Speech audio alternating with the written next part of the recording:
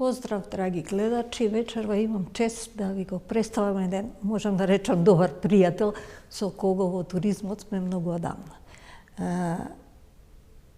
Зоран Николовски е туризмолог кој својот живот го посветил на туризмот. Добра вечер и сакам да најпрвин да те прашам за твојата определба да бидеш туризмолог и да се бавиш со туризам. Добро вечер, горе до вечер сите ваши гледачи на Вистинска телевизија. Благодарам за поканата. Па мојата определба беше чудна, ако ти кажам искрено дека првата моја желба беше да се запишам на режија, и тоа во ФАМ во Чешка. И успеав да се запишам у таа бивша Југославија, која што беше многу тешко да се добијат исписница за да отидеш од државата, да студираш некаде или да работиш. Меѓутоа, за жал, по распадот на тој комунистички општествен систем, честите веднаш премина во приватизација и поред одредени финансиски средства не отидов. И после дилемата беше, пошто средно завршив право, дали да имам направен факултет или каде, не ми се правеше некако волја. И татко ми ме натера у тоа време, вика, бе, туризмот и Југославија иде страшно, зашто не до туризам. И после едно долго така моја согледување и истражување се одлучив да идам на туризам, кој што ако збориме реално, тоа 89-та година беше го се запишав во тоа време во таа Југославија на 23 милиона народ беа само 3 факултети. Охрид, Опатија и Висшата школа во Белград. Значи Охрид имаше престиж да, како да речем, таа една половина од останата Југославија, значи од цела Србија, Косово, па дури од други соседните држави доаѓа да учат и беше огромна конкуренција на факултет за туризам и гостителство во тоа време. И од тогаш трна моето патешествие, скоро живот приватен, значи во основа дали угостителство, дали во хотел и претходно пред да влезам во политиката на туризмот, ке речем, нели, после долго време бев и во Министерството за економија, каде што едно време водев и секторот за туризам, каде водев развојните политики и потоа во Агенцијата за промоција и еве, ден денеска сум туризмолог и не сакам тоа експерт кој ќе каже дека не ми се свиѓа така да. Дали се најде себе си во тоа и дали се каеш што... Па не се каам воопште горде, затоа што, знаете, сега чуднајќи нас таа администрација, која спомнеме ние као да... Дали е за машкото воопште или не, каква е нашата администрација, ние многу добро си знаеме, меѓутоа сегаш велев не работи во администрација, работи в туризам. И верујте, со туризмот многу погледи ќе се отварат, погледи кон општествени, дури социјални према светот, не само ние збориме према Европа, и многу дури пријателства, еве и со тебе, и со многу луѓе наворот од Европа и од светот имаш остануваат кои што ти остануваат онака и пријатели до, како да го речем, до века. Меѓутоа и многу истражувања, интересни приказни. Гледаш, туризмот е фактички доживување кое што емоции кои што тешко некој може да ги опише, да ги додека не ги видиш. Знаеш, туризмот има слики, перцепција, меѓутоа целата перцепција додека не отидеш на тоа место да го видиш, па нека и во некоја пустелија, не знам каде, тури тоа ќе ме осетиш да видиш што значи тоа за тебе. Доживувањето не се оствари, тоа е не. Кажи ми, јас секогаш велам дека Македонија може да живее од туризам и да тоа биде значајна гранка. Меѓутоа, во целиот овој процес, едноставно, мислам дека не е доволно сватен, дека е така можно. Горде, за разлика, јас кога почнав 2001 година, кога влегов во Министерството за економија, верувам и до денеска, значи колку 22 години веќе тоа се поминати, мислам дека свеста е малку подигната. И мојата прва основна работа која беше кога влегов да работам туризмот, да подигнам свеста значењето на туризмот. Ние долго време се борев да им укажам на било која влада, многу влади поминаа од тоа до денеска, дека туризмот е една супер извозна гранка, пошто, односно увозно извозна, тоа што кај нас, нели, во туризмот има еден обратен средосед во однос на трговијата, она што во трговијата е извоз, кај нас е увоз, а кај нас увозот е извоз. Да. Нели, туристите да доаат кај нас да ги остат парите, меѓутоа нормално како држава треба да се грижиме да и нашите туристи ги натераме да летуваат кај нас, да ги остат парите, не да ги остат некаде надвор. Ако успееме во тоа, значи со тоа две политики кои што треба да се водат генерално, и тоа беше мојата основна политика да укажам дека стварно туризмот може да се живее не само некој си инвеститор, некој човек што работи во туризмот, туку и локалното население, па се до државата. Дека во буџетот остануваат супер основни приходи од областа на туризмот.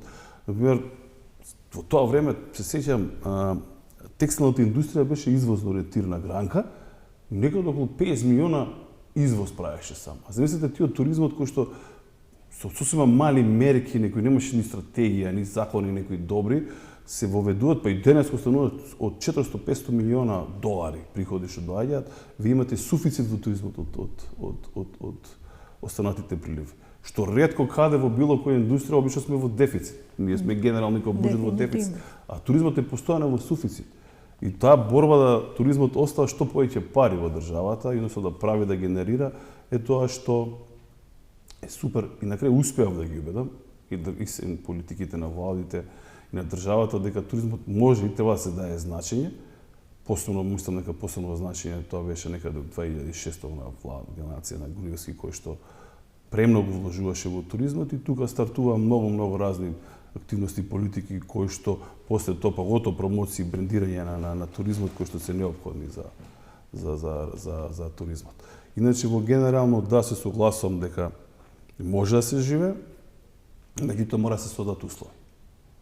Дефинитивно. Без условите да се создадат, вие нема да можете да ги валоризирате. Дефинитивно. Ако се збори за туризам, за услови, кои збориме за валоризација и по наука и по пракса е многу работи. Почнувајќи од сместувачки капацитети, свеста, пак ќе речем, значењето на туризмот, како локалното население ќе го прифати туризмот. Ние имаме одредени нели примери во Охрид, во таа гужва, колку да нормално ви сваќам дека тоа е гужва премногу, значи имате неприфаќање од страна на локалното население. Значи да го прифатиш, да ти имаш и бенефит од туризмот, инфраструктура, кога зборам инфраструктура од вертикална, хоризонтална сигнализација, патишта модерни, брзо се стигнува, тоа денешното време многу го бараат. Означување на означувањето, вертикалната, хоризонтална сигнализација, се до политиките, креирањето и на крај промоцијата, односно дистрибуцијата на производот. Кога тоа ќе се успее во една развојна политика, тогаш туризмот ќе биде на врвот. Мислам дека освен тоа е и еден друг проблем. Порано се идеше на масовен туризам, доваѓа автобуси со луѓе со. Сега е веќе поинаку и на било која социјална мрежа и на Google да пребарате, можете да најдете информации, едноставно да бидете способни да дојдете тука. Меѓутоа, оној вториот дел од која ќе дојде, кој ќе го прими и како ќе остави впечаток, е нешто што мислам дека сега е веќе во некоја фаза кога треба да станеме свесни за тоа и да бидеме подготвени во тоа. Види, масовниот туризам во светот не е напуштен. Се уште доминира со 60-70% во севкупниот туристички промет, па и кај нас, и тоа е добро. Значи, масовен туризам значи, ние за жал немаме масовен туризам некој голем. Немаме затоа што масовниот туризам се одвива претежно во големите градски средини кај што се огромни, значи културни вредности кај што има, сега да не ги споминјам кои градови, така натаму знаеме, и на она што се вели на море или на брег некој си каде што нели масовни туристи доаѓаат. За жал ние немаме таков, значи немаме море, имаме сонце, немаме никаде некои си огромни песочни плажи, немаме ни сместувачки капацитети кои што ги примат таков голем број на масовен туризам, меѓутоа светот доминира се уште. И ние се определивме, мислам дека тоа беше првите развојни стратегии на државата, да се определиме да одиме на она што имаме во вредност кај нас. Првото лого на туризмот бе, ако се сеќаваш, уште 90-тите години и крајот беше Македонија Land of Nature, Cradle of Culture. Нели, Македонија земја на природата и колевка на културата, и тука ние требаше да ги црпиме, тука почнавме да го црпиме валоризацијата на туризмот. Пошто се смени тој бренд во Macedоnia Timeless, еден интересен бренд кој што на многу як бренд го развивме во туризмот. За жал денеска немаме некој си познат бренд во туризмот, мислам брендирање како лога на туризмот, што влада Taste Live во задње време го презентира, меѓутоа не сум го видел да тоа се прифати општо прифата меѓутоа тоа брендирањето сосема друго приказна, ако сакаш после можеме да зборим. Така да, да, и тука основата на нашиот туризам ние трнавме. Значи, во првата стратегија 5, знам, ставивме. Знаете, многу се греши кога се збори за алтернативен туризам на форми. Според науката и според професоров Наоме Мариновски, ако читаме од факултет за туризам, постојат преку 89 врсти на алтернативен туризам. Значи, ако ги броиме многу врсти на тие селективни, алтернативни форми на туризам, и сега ние сите сакаме, сите многу пати кога дојдат и кај нас и во Министерството и во Агенција да го иде, те ќе развиваме ова или ќе развиваме, не знам, ваков туризам, онаков туризам, значи треба да се определиш државата. Зашто ќе организираш дали на масовен или ако идеме на тој селективен, што тачно? И ние во првата стратегија 5 точки ставивме. Рурален, езерски, културен, винскиот со гастрономијата и казиното. Многу интересен туризам. Ние, ако збориме во приходите овие што се генерираат во денешно време, 50-60% од тие приходи се буквално од казиното, туризмот. Значи тоа се води во приходи во туризам. И тие се огромни приходи кои што знаеме дека одредени градови доле, поготово југот, каде на Македонија, остваруваат огромни приходи и однос и посетители, туристи кои што ставаат одредени приходи и пари во туризмот. Така да, значи тоа е формат и тука мислам дека треба да се стационираме и денеска треба да се менуваат одредени начини на кои што заживуваат бекпекерите денеска, номадите, да речеме, тоа е нешто ново со смарт технологијата. Меѓутоа, немаме се уште стратегија некоја нова во која што ќе видиме што и како, односно да се викне фелата и да се разговара во јавноста што сакаме ние во наредните 10 години. И што можеме во наредните 5 години, точно. Поготоа што можеме. Ако секој не учествува и ако секој од себе не чувствува бенефит од тоа, тој не е ни добро дојден за соработка, бидејќи едноставно тоа ќе се сведе само на нешто што е формално. Многу важно е да помене. Јас сум од својата 18-та година во туризмот, тоа е преку 50 години. Паметам дека во зимските периоди доста правехме конгреси, разни собирања, што мислам дека сега... Зимскиот град во Бунец, идеа масовни во Мавро беше дестинација за туризам на Јужна Србија и ова. Сега не помина и србините какви имаат, мислам, зимски центри, да не разговараме и соседните и Бугарија, па еве веќе и во Косово. И сега така да... Ние, за жал, останавме, поготово за зимскиот туризам, останавме на маргините и се уште на тие некои си стари. Не обновивме ништо. Не обновивме ништо. Пробавме да ти кажам искрено. Беше понудено, дури Бојан Криже доаѓаше, правеше некои мастер планови, стратегии, она, меѓутоа, за жал, остана на тој вид на туризам се уште сем што можем да кажем, ајде дел приватниот сектор го превзе да мешто во Мавро. Се извинувам, ова лошо временско, есенско, така да сме заднати малку. И се надевам, мислам, ете, можеби и тоа е некој вид форма кој што треба да се вложува. Знаете, треба да направиме анализа. Дефинитивно мислам дека ја никој... Дали ние можеме да конкурираме, па и во зимскиот туризам на одредени моментов, на, пазете, се работи за скап спорт и за скап туризам. Меѓутоа имаме дефинитивно најдобри терени на балканскиве простори, а не знаеме да ги искористиме. Меѓутоа, знае дека ние денеска збориме дека нема никаде вештачки топ на снег. Ние се уште чекаме Господ да ни даде снег за да ние ствариме. Ако чекаме така, значи тоа немаш. Па токму е тоа што велам дека ние не сме подготвени за туризам. Јас сум скијам од потекло, по мајка сум од Мавро, скијам од 77 кога отворен. Истите жичари се, истите ништо не е обновено во Мавро, да речем во Шапка, да не правиме ставен е 607 благодарение на пред тоа време што го ставивме, благодарение на СМ, пошто не лео него вода, тоа е СМ Евона, не знам кој е. Го ставија 607 толку остана, значи. Немаме ништо направено. Шапка најголем проблем, јас секогаш тврдам, 2 пати, неколку пати се погодив, додам, немаш паркинг за паркирање. Да, дефинитивно. Јас ме паркираат на 2 километри позади, ти замисли со скијање, со деца да одиш на 2 километри да дојдеш да скијаш таму.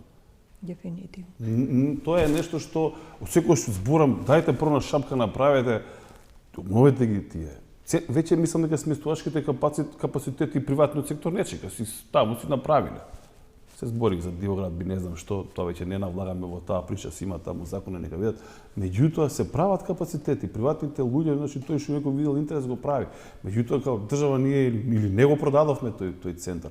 И викам секогаш дајте направете некоја катна гаража таму за паркинг. Значи страшен проблем е со паркинг.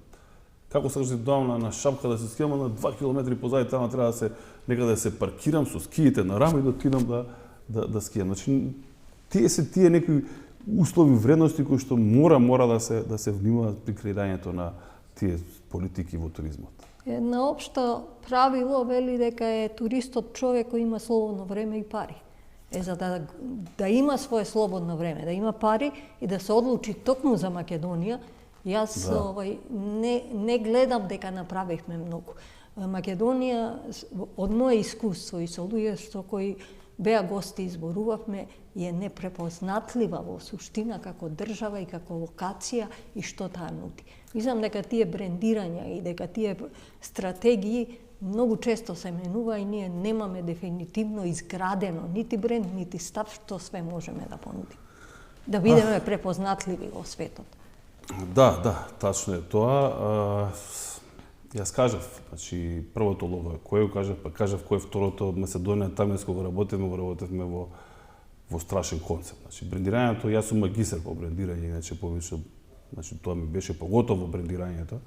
И тоа ми беше темата на мојата магистарска која што работи, вретко кој се нафаќа на брендирањето, што е сложен процес, меѓутоа Македонија таму го брендиравме, знаете што први основно перцепцијата на брендирањето и што се создава бренд кај нас е погрешна. Ние мислиме дека бренд е нешто што ќе го измислиме во моментов и ќе го направиме.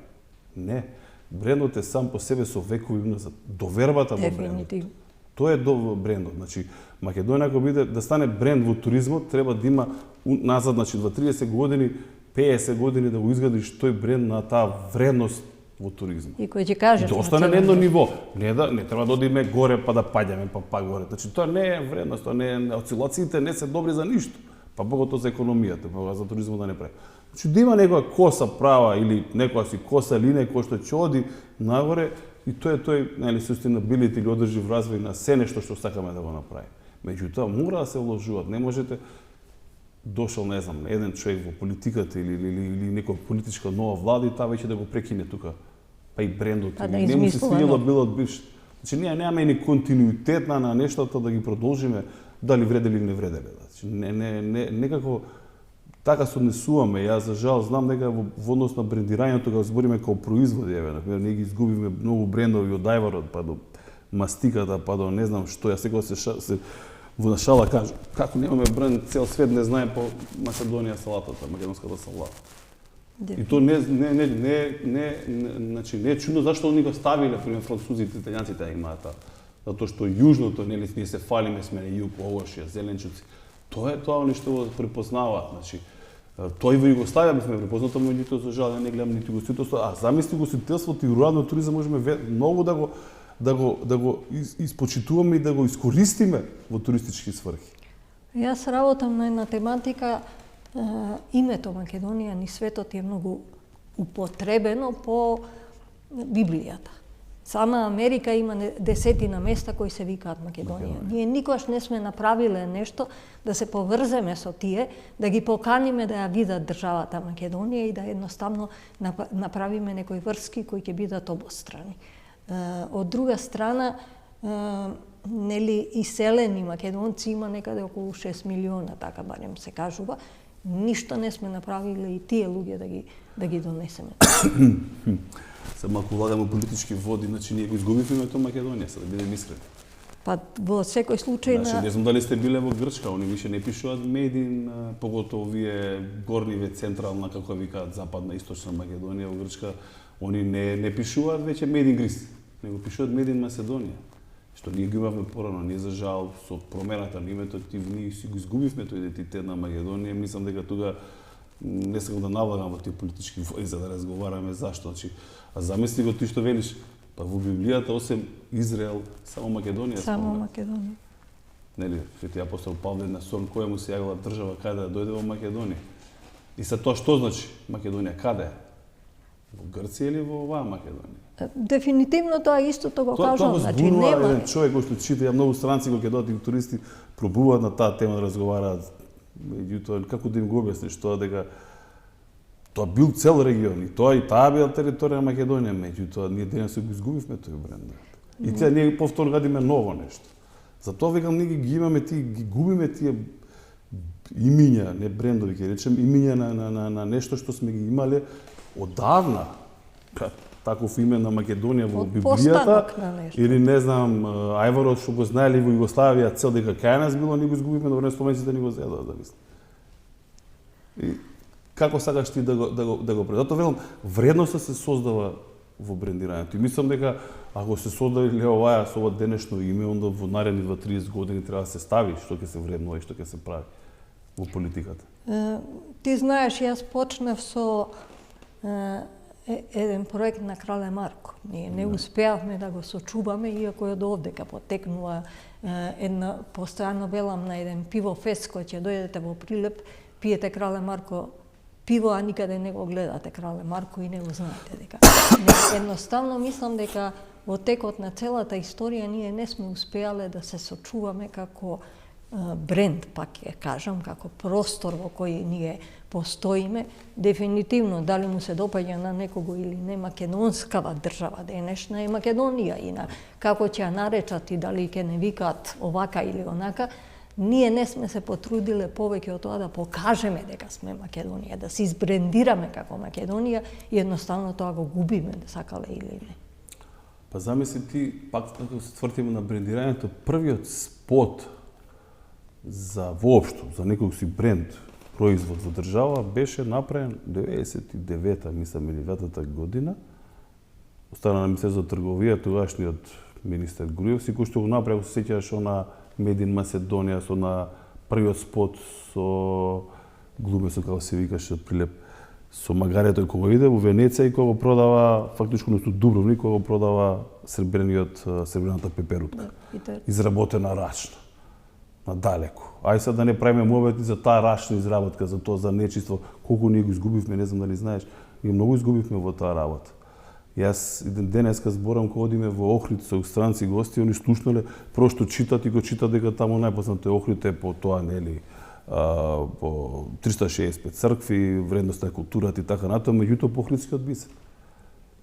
Ретки се тие што ги прават веќе тие Охридски бисери, ретки се тие што прават кујунџиските работи.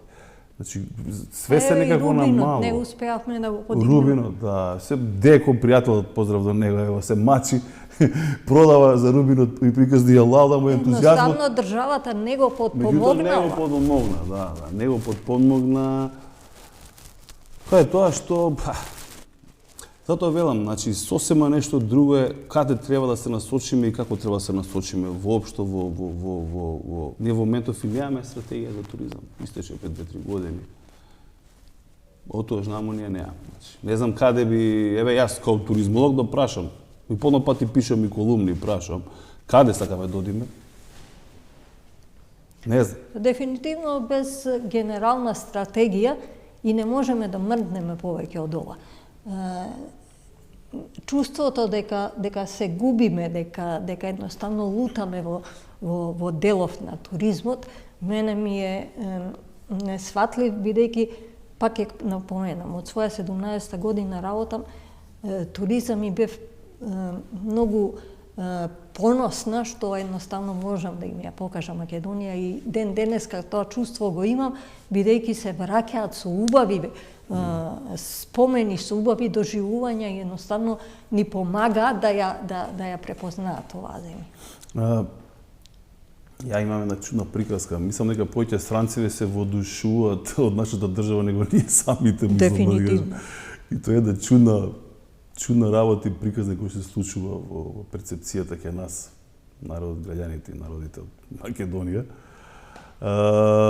Меѓутоа, они секој ден странец, многу странци имам, дури големи луѓе кои што работеле од Светската туристичка организација, Талеб Рифај, кога донесо прв пат до не знам кој, они се воодушевени. Значи, Замислете, они може би повеќе препознаат Македонија по некој вид бренд, дали Александар Македонски, дали апостол Павле, Охрид као лука на културата, на православието. Ако одите на истокот, секој знае дека Охрид е историја и православието. Тука требаш да се загнавме да го направивме тоа. Ја мислам дека во сите скоро промотивни материјали, Охрид на секој еден промотивен материјал е става. Поготово онаа црква Свети Јован Кајно, кој што стварно е бренд сам по себе, кој што ќе го видите. И тоа надалеку се шириш и се оди. А сега, ако збориме по нас во факултетот на Учија, имавме два вида на туризам, нели, рецептивен, иницијативен. Јас секогаш велам во моментов во Македонија има само иницијативен туризам. Тоа што значи по мене, значи дека сам се одвива. И не само во Македонија, во светот тоа ќе биде многу популарно. А оној телефон, оние смарт апликации, оние смарт телефони и технологии донесоа да сам побуди желба да отидеш некаде да видиш нешто. Не ти треба веќе некоја туристичка агенција или не знам, некој да ми кажува, затоа што знаеме што значат телефониве, преку сите провайдери, преку претражувачи, може да доеш до секоја една дестинација која што сакаш и да се одбереш и да си најдеш сместувачи капацитета, ако сакаш и тоа многу може би поевтин и да си се сместиш. Дефинитивно. И тоа е добро. Јас водам рубрика која се вика Дали знаете, на LinkedIn имам преку 30.000 луѓе кои ме пратат, кои едноставно јас не сум ги поканила самите и многу често е реакцијата ова не сме го знаеле ни од нашите. Ама тоа е во таа приказка. Да тие, значи таму треба да даеш приказка да понудиш. Во тоа нели треба да ставиш нешто за да го привлечеш вниманието на некој си потенцијален што сака да дојде во нашата држава или некоја дестинација во нашата држава. Значи треба и таму да внимаваш што ставаш, како ставаш и што ќе му понудиш на тој човек. Дефинитивно. Не можеме да му понудиме некоја крива слика на нешто што или ги имаме Кокина, не знам, не можеме како да стигнеш до таму, го нема дури на Google мапата. Може би го има го мапата, ама нема пристап до него, нема дестинација како да дојдеш до таму. Ние Кокино не успеавме да го ставиме на право место од поединци кои сака да бидат дел од тоа, едноставно. Тоа добро, тоа е политиката на локална државна, не знам која е навлага, меѓутоа јас знаеш што викам, ние имаме еден остров, така Змискиот, како се вика. И таму сакаше ковалата претходно да прави, не знам, да го направи туристички населба. Ја прв пат кога стапнав на него, кога го видев, вегам, че не требало да се прави, дека ништо не треба да се фаќа. Тоа треба да остане. Тоа треба да се остане, само да му дајаме име македонскиот Галапагос. И тоа да го шириш како приказ. Дефинитивно. Јас сум сигурен дека 90% и више од народов, луѓе што живеат во Македонија, го немаат видено тој остров. Немаат отидено да го видат да го посетат. Тој е македонски Галапагос. Дефинитивно. Таму каква приказка има од цар Самуил па до змии, гуштери, што и све нашега. Тоа треба да се остане така. Цркви кои се уште се остатоци од таму. Зрушени се, меѓутоа се цркви од времето на цар Самуил. Може да се видат, да се влезе и да го осетиш тоа што значи. Ти имаш македонски Галапагос, не го шириме таква приказка. Јас имам тие приказки, знаете, треба да ги ставиме или ако Кокино, ама треба некој пристапен пат таму да се дојде. Не само да се стави дека треба продаваш карти да му земеш на некој човек, Ако го нема доживувањето зошто е Кокино, Кокино не е потребно да се доаѓа. А тоа во овој момент го нема. Јас го имам исто искуството како советник за туризам во Јасен. Тоа е едно прекрасно подрачје кое е сочувана флора и фауна од тропски период па навака и успеав во тој период на тие 8 години додека бев таму да направиме препознавање на тоа и мене ми доваѓаа холанѓани со книга да видат одредена пеперутка, да видат одреден цвет, да видат дека тоа е едноставно да сватат дека тоа го има, а не постои на друго место во Европа.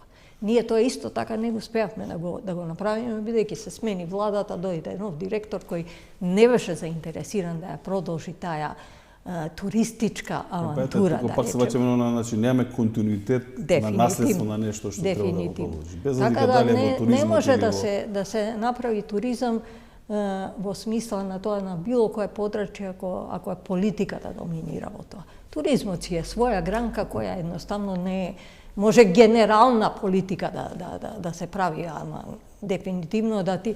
А постојано го кажувам и како пример Кратово, кој успеа да заживее благодарение на еден човек ентузијаст кој купи една куќа и од неј се направи собиралиште на луѓе кои доаѓаат од цел свет, едноставно да им ја раскажува приказната за Кратово на овој или оној начин и да од еден град кој почна да замира, едноставно повторно се вради да биде туристичка дестинација.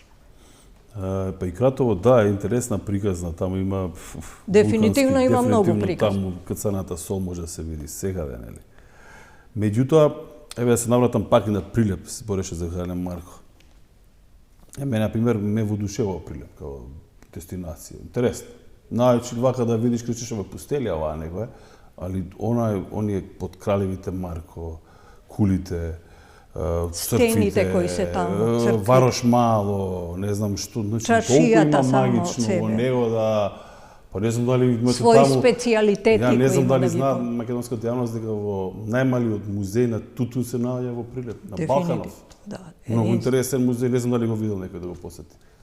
Има товарен кустос, не знам дали е се уште таму, ја одамна немам отиден и јас, меѓутоа кој што таква приказка ќе ви пободи, ќе ви направи да кога излезете од тој мал музеј, да останете за шашардисен да ga... Абе, јас да не бев во Лувр. Мислам, интересни, таа, има приказни кои што, велам, треба да се пласираат, меѓутоа и треба да се најде начин како се пласираат, за да формираш еден туристички производ, нешто. За жал, ја морам тука да кажам дека многу отсуства креирањето на политиките на регионално и на локално ниво. За жал, ние немаме ни некои региони се уште во туризмот, меѓутоа на локално ниво и според законот е дадено, осем што Охрид, па веќе ни во Скопје не гледам некој си развоен вид на понуда на нешто што може да видат. Ево, Скопје на времето имаше оној sightseeing бас, не знам се слушам приказки дека стои некаде дали ташо или не, дека не се ни употребува, значи. Кога сме веќе кај Скопје, град на културата 2028. Така. Интересно, ја да. не гледам дека нешто некој размислува или прави во однос на тоа да таа година биде туристички бум кој ќе биде интересен и ќе донесе приходи. Се навраќам пак на, ќе ги земам соседи, ќе ја земам Србија, например. Србија доби експо, мислам, 2027 или не ми текна која година. И тоа не е експо на ниво на свет, тоа е некој вид европски експо. Меѓутоа, какво славење имаше Србија и таа влада за тоа и како се спрема, не знам дали знаете. Они веќе прават нов сајм. Колку пати сме били на тој сајм, ние настапуваме како држава у Белградскиот сајм, кој што е стар од времето од Југославија и знаеме кај се наоѓа. Значи, они веќе прават нов сајм. Ние немаме ни сајм овде, за жал. Го уништивме, направивме. Немаме ни саеми. Нема ни саем, нема ни каде да прави саемски настап, па еве правиме во Борис Трајковска. Па една година беше да се премести во Охрид и колку или немаме конгресен центар, нема држава, некој голем конгресен центар нема. Значи некој еве опсе се случуваше пред некоја година, пред некој ден, пардон. Во спортска сала. Спортска сала го сместуваш, го правиш, нели? И тој не одекна по светот, барем ја така имам чувство. Па одекна, меѓутоа по други приказни, по туристички вредности не. Збориме за туризам. Не знам како да кажам, меѓутоа се чувствувам неисполнета, сум го вложила својот живот во туризам, не сум ги дала можностите кои ги има и едноставно тие поминувале покрај мене. Верувам дека голем дел од луѓето Зашто мислиш дека не си ги дала можностите? Јас да те прашам тебе. Во која смисла не мислам дека сме се вложиле, бар ние, ја и ти па поготово. И се вложувам колку сме можеле сме дале за и сами од себе како можности. Сега ти било возвратено? Меѓутоа, за жал, нели, како викаат стариве, една ластовица јатото не го прави, тука треба многу ластовици да се направат за да... Ти било возвратено? Препознатлив си како туризмолог во Македонија, зборувам за луѓето кои се во туризмот. Па до некаде можам да кажам, се не можам да вреднам за себе, меѓутоа можам да кажам дека сум препознат. Бар кефелата кои што ме знаат во овие 20 години, дека сум оставил доста доем поем и дека тоа што сум го знал, колку сум можел, сум го применил и стварно се борев долго време за да направам нешто, меѓутоа ако искрено ме прашаш до денешен аспект, може би се кајам, може би се кајам за некои други работи што сум имал, можам да отидев и до странство да работам и сега што не сум ги направил. Меѓутоа сепак горд сум и што оставив нешто зад мене. Бар нешто. Па сега нека си цени јавноста дали тие што работат во туризмот дека сум направил нешто или не. И ќе се трудам пак да направам. Ветувам и ќе се трудам дека ми остануваше некои работи кои што требаше да ги завршам, за жал не успеав можеби. Нас ни фали туристичка инспекција. Ја дори поднесов закон за формирање на туристичка инспекција. Меѓутоа се владата го прифати, меѓутоа го одбија локалните самоуправи, сплашејќи се затоа што не знам дали да малку тука да продолжам работата во закон за туристичка дејност, надежностите се поделени. Што правните лица и правниот сектор го водат и ја води државата, политиката, економија, Министерството за економија или агенцијата и надлежна е пазарната инспекција. За жал немаме тука инспекција туристичка, него во склоп на државната пазарна инспекција има некои инспектори кои што работат.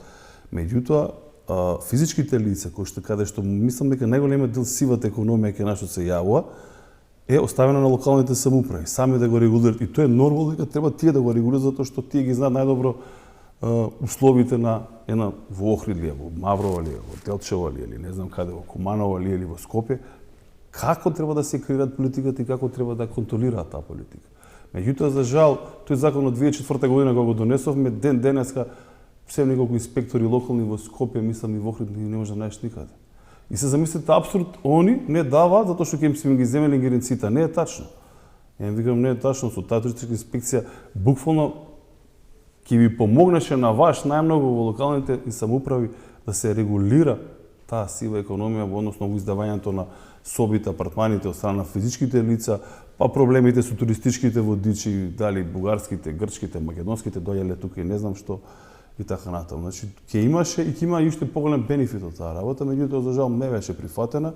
Сега веќе на велико го гледам се зборува да се формира Министерство за туризам, посебно меѓутоа не сум за Министерство за туризам, мојот став е јасен за таа тема од секогаш. Мислам дека и другите држави немаат толку развиена да правиме ние Министерство да се става само бирократија и не знам што.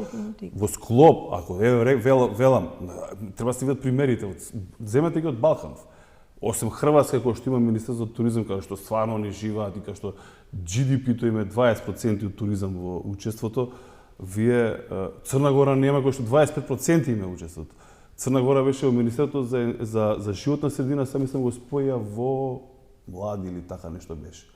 Тоа го направи и во Србија, во Турција, мисля за култура и туризам. Зашто ние ако културата нашата најголема вредност е кај нас, еве Скопје ќе биде. Тоа ставите го Министерство за култура и туризам. Не треба ништо друго да правите.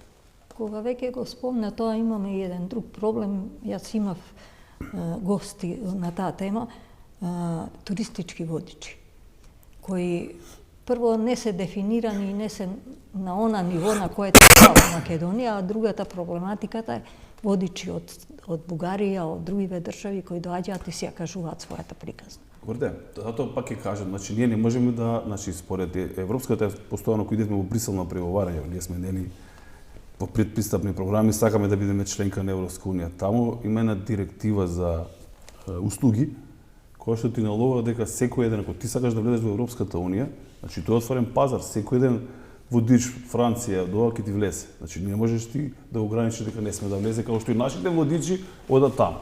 Меѓутоа, таа полиција ние имаме искривување на политиката кај нас, за кажувањето од страна на некои соседни водичи. Иначе вие не можете да му забраните тоа. Битка бие в години да им укажеме нашите туристички водичи дека треба да им забраниш да влагаат. Иако е забрането по закон сега. Тој веднаш секоја една туристичка агенција која што законот е ставено што доаѓа во Република Македонија треба да го земе нашите туристички водичи. Ставено во закон. Колку се тоа примено или не, тука полицијата, туристичката инспекција требаше да си го врши таа работа. И за жал, ние немаме контрола на пазарот. А иначе го збориме од аспект на европските директиви, не можеме да го забраниме. Меѓутоа, ние не сме членка уште на Европска унија, дај Боже да бидеме, па ќе го примениме на терен, не така се ваде секој. Не забрана, меѓутоа најголем дел од земјите исто така дозволува да имаш свој водич, меѓутоа преведуваш само. Некој си, као преведуваш, ако не можеш да водиш ти во некои си туристички локалитети кои што им се од национален карактер. Не можеш ти во Лувр да влезеш и ти да вршиш. Дефинитивно. На крај крајва картата што плаќаш таму 15, 20, 30 евра, колку ја не знам, за тоа ти добиваш дали слушалки водиш, дали личен водич ќе добиеш. Тоа е тоа. Значи, ние тука и во тој дел ние сме слаби, да речеме. Се уште нашите музеи имаат, можеби имаат кустоси, меѓутоа на како го применуваат тоа, немам представа и нити имаме бројка да знаеме колку луѓе влегле во, едино што знам дека на колната насеба која што беше направена најпосетуваниот музеј во државата. Да, Колку и да е оспоруван или вика, значи најпосетуваниот. Дефинитивно. Јас сум имала можност овдека, предпоставувам и ти, дека во музеот на Мајка Тереза секој влегува, секој си ја кажува својата приказна. Музеј на град Скопје исто така. Не знам за музеј на град Скопје, мислам дека секој ден не може да влезе, меѓутоа латентно скриено може да влезе, кога си го пропуштил ти да ти влезе он унутра и да ти збори, он ќе си збори. Не се наплатува, се влегува, внатре можеш да разгледуваш и меѓутоа затоа се постои картата, за ќе си платиш некоја голема цена на картата во која што ќе си добиеш водич, званичен, кустос, како се вика тоа во културите.